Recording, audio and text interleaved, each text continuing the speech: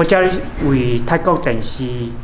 来家拍可能有关那个民俗的，就是有人过世之后，就会有人就是甲迄个啥，甲红台做纪念的庙啦，纪录片。10间啦，这10间内底有一间就是那个北港义民庙，这样子。OK， 了不？我ได้ได้ได้ไม่อ๋อก็คือว่าพอดีมาทำสารคดีที่นี่ใช่ไหมก็这边拍摄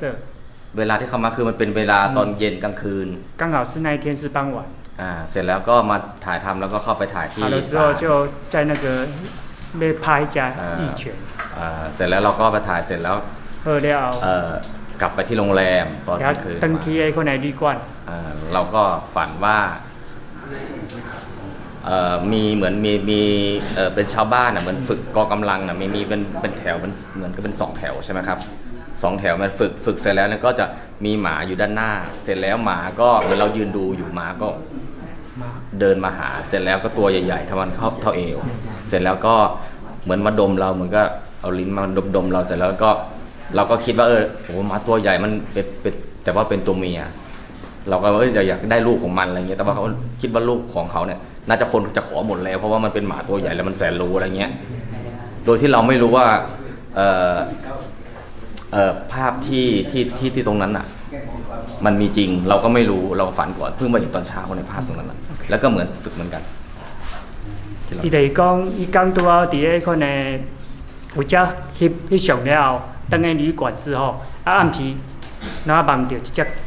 隻狗啊，個人拄好咧，拄2排，用2排，那咧人咧練武功，了後看到，拄仔囝來看到了後，後壁拄仔有一個圖案，看着甲伊望誒足共款，只狗伊望到只狗啊，拄仔身軀才到遮，到伊嘅身軀才一半安尼，佫伫下加迄個啥，加龍安尼。เสร็จแล้วก็ตื่นก็รู้สึกตื่นจะ望到了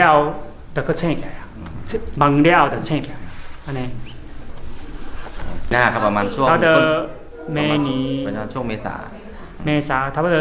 อย่าลืมดู4月份嘅時陣開播可以開播สารคดีอย่าลืมติด